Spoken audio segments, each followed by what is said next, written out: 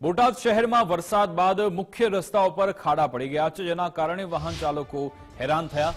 શહેરમાં Jyotigram circle, Gadhada road, Nagalpar દરવાજા, હીરા બજાર, ઢાંકડિયા રોડ સહિતના રસ્તાઓ પર ખાડા પડી ગયા હતા।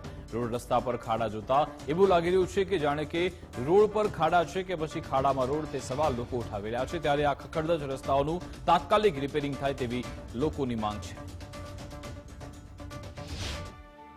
ખાડા બધે પડી ગયા છે। Bhavnagar road, Gadhada road, Dhankaniya road, આ મુસ્લિમ સોસાયટીનો ઉભો રોડ ખાડા પડી ગયા। તે દુના કોઈ હમું નથી કરતા, બરોબર। નાના માણસોને એવી તકલીફ પડે કે મજૂરવાળા માર્કેટની અંદર આવે તો કઈ રીતે વસ્તુ લઈને આવે, લારીઓવાળા એની માટેની સગવડતા કરવામાં આવે છે। બોટાદમાં સિઝનના વરસાદ ચાલુ છે ત્યારે બોટાદના કોઈ રસ્તો, બોટાદમાં એવો રોડ નથી કે જ્યાં ખાડા ન હોય। જેવી રીતે તમે જોવો તો Gadhada road, Bhavnagar road, Salangpur road, main ચોક છે, ટાવર ચોક છે, ત્યાં પણ, અને ગઢડા રોડ તમે જો સ્કૂલ આવેલી છે, સ્કૂલની બરોબર સામે મોટો ખાડો, એવડો ભીતર અમારો ખાડો પડી ગયો છે। તો છોકરાને કેટલી હાલાકીનો સામનો કરવો પડતો હોય છે। રોડની સ્થિતિ અમારા મુસ્લિમ સોસાયટીના મેન રોડ છે, ટોટલ શાકભાજી, પાંજરાપોર, પરાવાળા બધા વિસ્તારવાળા નથી હાલે છે। અહીં રોડે પાણી ભરેલું 15 દિવસથી હાલે છે।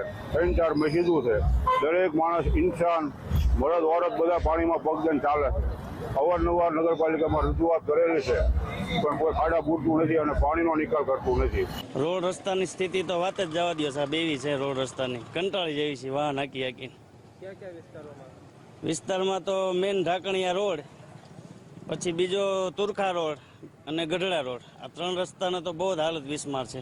અમારી માંગ તો એ જ છે કે રોડ રસ્તા બોટાદમાં સારા કરે ને સુવિધા એ બહુ સારી કરે એમ।